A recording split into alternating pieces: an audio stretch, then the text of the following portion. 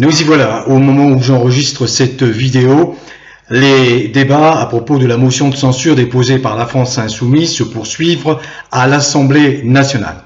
Mais d'ores et déjà, il y a peu de chances que cette motion de censure soit votée. En effet, les socialistes, égaux à eux-mêmes, rois de la tambouille politicienne, maîtres absolus de toutes les trahisons, sont entrés dans la combine avec Bayrou à propos de cette réforme des retraites, et ils sont tombés dans le piège de la temporisation voulue par Bayrou, qui laisse entendre quelques aménagements à cette sale réforme des retraites. Je ne vais pas la décrire, c'est quelque chose d'absolument immonde, et c'est absolument incompréhensible que les gens qui se prétendent défenseurs des classes populaires, du prolétariat, aurait-on dit à une autre époque, tombent dans la combine de gens qui ne sont là que pour défendre le fric, les tenants du fric, toutes ces positions capitalistes ultralibérales. Voyons Bayrou, qu'est-ce qu'il défend lui? Il défend l'ultralibéralisme, il défend le fric. Il n'a jamais donné de gage au peuple français qui souffre qu'il était de leur côté. Bayrou, c'est un type qui défend les plus puissants, c'est clair. Voyons, l'UDI, l'UDF, etc.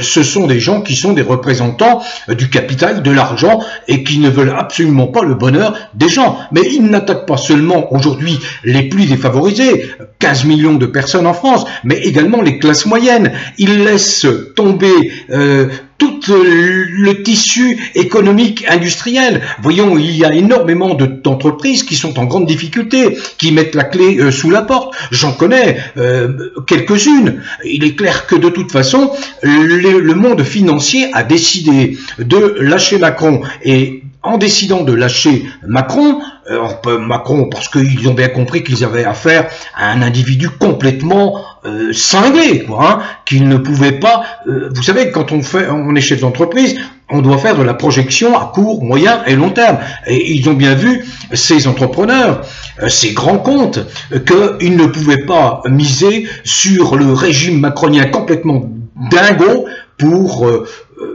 faire ce qui est le cœur de leur entreprise, c'est-à-dire faire des profits, faire des bénéfices, créer de l'emploi, si possible. Donc, que font-ils? Eh bien, ils vont se dégager, ils vont délocaliser, ils vont aller voir ailleurs, parce qu'ils n'ont plus du tout la garantie de stabilité, d'autant plus que la France a découvert, le monde, pardon, après la France, enfin après les Français, a découvert que il se passait des choses particulièrement bizarres, étranges, au sein du couple Macron. Qui est ce couple? Qui est qui?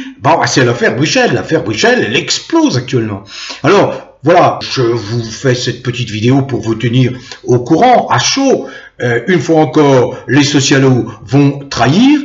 Il est bien évident que si les socialos ne votent pas la motion de censure, eh bien, elle n'a que peu de chances de passer. Alors, bien évidemment, ça suscite, ça soulève la colère de ses alliés, en particulier la colère de la France insoumise, de Mathilde Panot, de Manuel Bompard, et d'autres, y compris des écolos qui sont dans cette voie de la censure pour dégager définitivement, non pas seulement le Bayrou, mais le régime Macron. On a écouté Olivier Faure, donc le patron des socialistes, qui est sous l'emprise délétère d'un François Hollande, de ces socialos qui sont des socialos richissimes, comme le Valls, etc. Bon, ils se sont accordés encore quelques heures, mais de réflexion par rapport aux petites avancées, aux petites miettes, vous savez, insignifiante, concédée aux socialistes. Donc on est vraiment dans la tambouille absolument infâme, quoi. Un député, il empoche 13 000 €, par mois. Et il coûte pratiquement 30 000 € par mois au budget de l'État. C'est-à-dire qu'un député coûte 300 000 € par an. Voilà, et je compare toujours à ceux qui n'ont rien pour vivre, Nous sommes la France est devenue pire qu'un pays, comme on appelait auparavant, du tiers-monde. Voilà. Il faut bien comprendre que ce soit les jeunes, les étudiants, que ce soit les vieux qui n'ont plus rien. Hein, et ces socialos continuent à être là alors qu'ils ne représentent rien en France, mais absolument rien, quoi.